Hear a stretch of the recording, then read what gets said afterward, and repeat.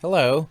I just realized I went through and did my entire video stating that I was using a 151 grain round nose 358. Well, I had been doing that in another session with my Bulldog earlier today. So I had that in my mind, but all my data here shown there, and you can see the maximum foot-pounds is somewhere around 177 foot-pounds with a 360 that I sized down to a 356.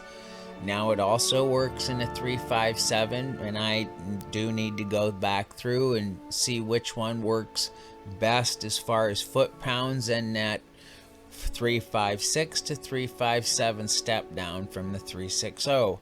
So anyhow, it is a 157 grain round flat nose. That is what you're seeing striking it right now.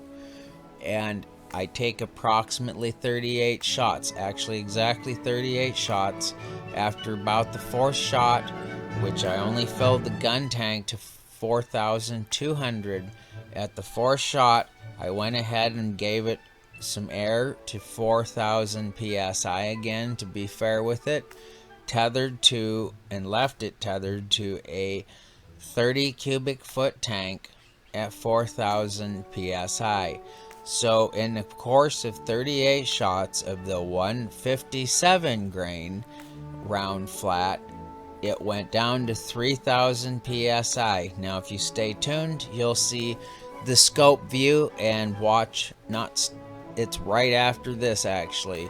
So thanks for watching. Please hit like or subscribe if you appreciate all my work going on into this. This is just takes me so much time and effort, and I have a much more appreciation for content creators. Thanks guys.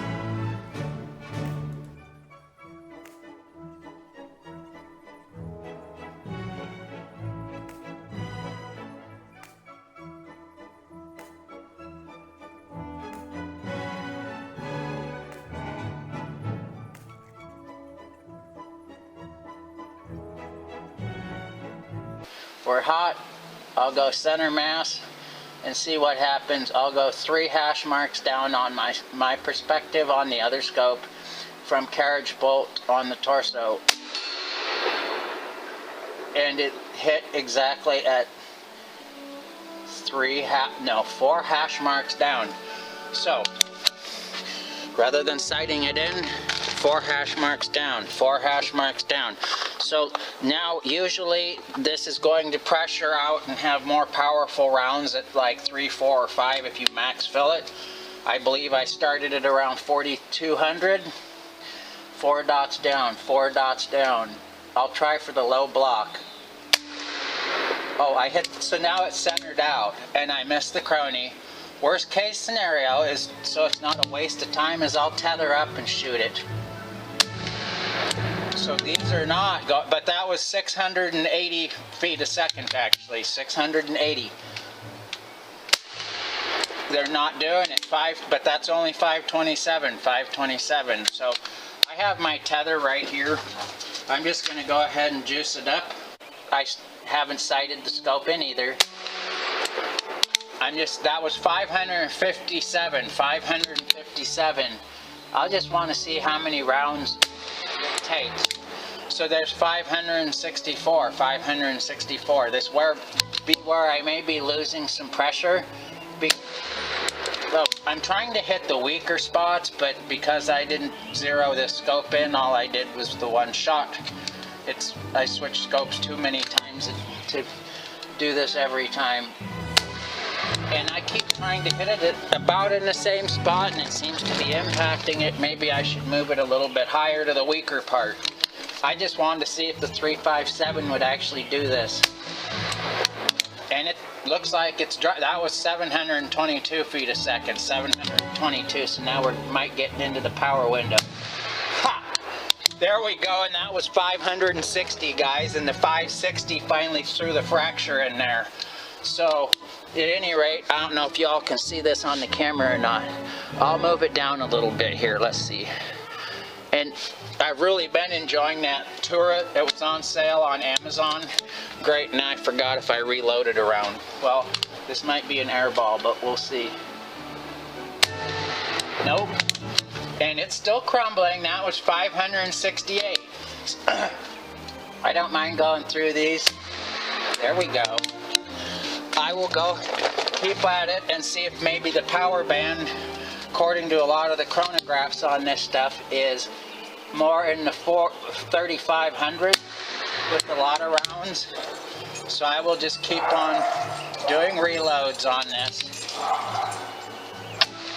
There we go, that's a good fracture, and that was at 698 feet a second, so this game on. There we go, the back something just fell out off the back. So, it's happening. It's just not the same power as the 457, and nor did I expect it to be, but at any rate, this is fun, good, both cameras. And so today I have a nice Nikon camera set up on HD. And then I have, it looks like I need to move my shots over slightly to the left on that fracture mark. There we go. That was a topper there.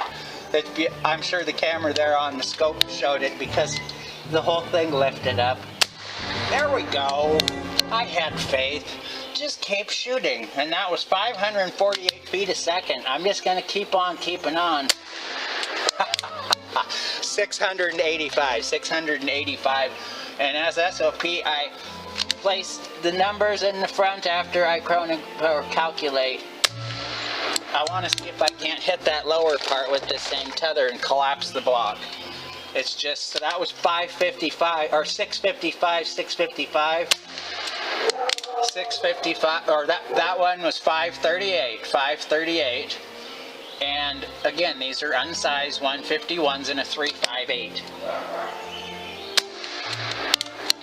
683, 546, 681. I'm trying to work around the base. 676, 674, 674.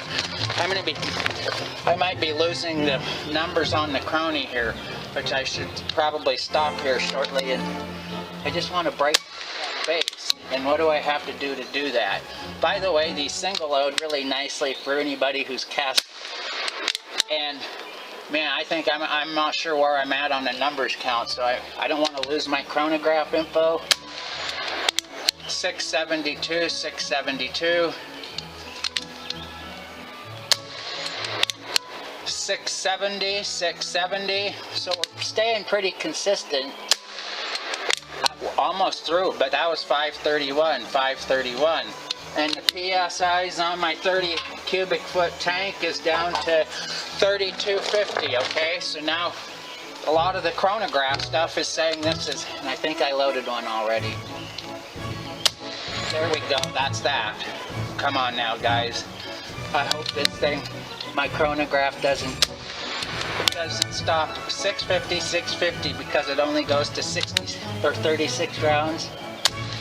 Oh, I was trying to hit the left crack. Let me see, that was 657, 657. Almost. Okay, at this point I guess I'm reading enough of these numbers out if I don't have a recall on it. I just want to keep on hitting that thing until it falls. There we go. That's it. 557, 657, 657.